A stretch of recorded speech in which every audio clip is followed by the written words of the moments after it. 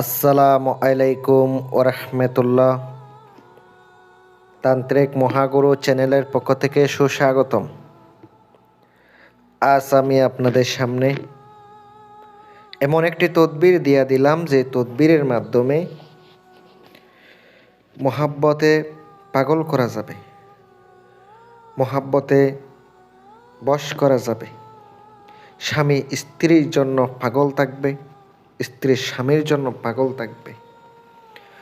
মহাশক্তিশালী একটি তদবির নিয়ে আসলাম, যে রুহানি তদবিরের মাধ্যমে কাজ করার সঙ্গে সঙ্গে ফলাফল পাবেন, যে রুহানি তদবিরের মাধ্যমে আল্লাহর রহমতে 100 কাজ হবে।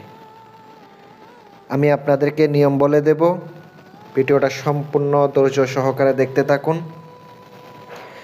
এই তদবিরের গুণাগুণ ততক্ষণ পর্যন্ত আপনি বুঝতে পারবেন না যতক্ষণ না এই তদবির প্রয়োগ না করা হচ্ছে। এটার গুণাগুণ এমন বলেও শেষ করা সম্ভব না। এটার অনেক প্রয়োগ বিধি আছে, অনেক নিয়ম আছে, অনেক কিছু আছে, কিন্তু আমি যেইভাবে করে উপকৃত হয়েছি ওইভাবে আপনাদেরকে নিয়মটা দেব, ওইভাবে আমি আপনাদেরকে নিয়ম বলে দেব, ওইভাবে কাজ করবেন, 100% কাজ হয়ে যাবে ইনশাআল্লাহ। আমি আপনাদেরকে সম্পূর্ণ নিয়ম বলে দিতেছি, মনোযোগ সহকারে শুনুন। আপনি যদি আপনার স্ত্রীকে বশবর্ত করতে চান অথবা স্বামীকে বশবর্ত বানাতে চান, আপনাকে এই তদবিরটা প্রয়োগ করতে হবে। কিভাবে? আপনি জুমার দিন জুমার নামাজের পরে পাক পবিত্র হয়ে সাদা কাগজের উপরে আপনাকে নকশাটি 3টা লিখিত হবে, নকশাখানা 3টা লিখিত হবে। কী দিয়ে লিখিবেন?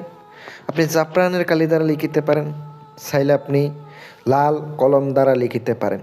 সবথেকে ভালো জাফরান কস্তুরি মিক্স করে লেখা।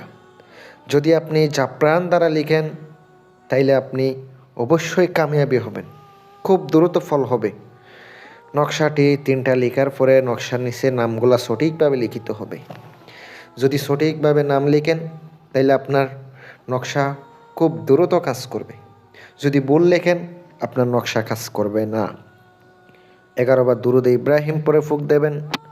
ফুঁক দেওয়ার পরে নকশাটি সুন্দর করে একটা সামনে রেখে দিবেন। 3টা সামনে রেখে কিছু চিনি নেবেন। চিনির উপরে আপনি 11 বার দুরূদ শরীফ পড়বেন, সূরা কাউসার পড়ে শেষে নাম নিয়ে ফুঁক দেবেন। ওই চিনিগুলো আপনাকে পিঁপড়াকে খাওয়াইতে হবে। আর 3টা নকশা আপনি 3টা মাদুলিতে ভরবেন, একটা নিজের হাতে ব্যবহার করবেন। ছেলে হলে ডান হাতে, মেয়ে হলে বাম হাতে। একটি হচ্ছে গাছের মধ্যে জ্বলাবেন, যে গাছটা মিষ্টি ফল, আম গাছ, কাঁঠাল গাছ, লিচু গাছ, এমন গাছে জ্বলাবেন, উঁচু ডালে জ্বলাইতে হবে। আরেকটি নকশা আপনাকে কি করতে হবে? নদীতে আপনাকে বাসাইতে হবে। রাত 12টার পরে উজান বাইটা নদীতে আপনি ফেলে দিয়ে আসবেন, যেন কেউ না দেখে। আপনি পিছনে তাকাইবেন না, কারোর সাথে কথা না বলে চলে আসবেন।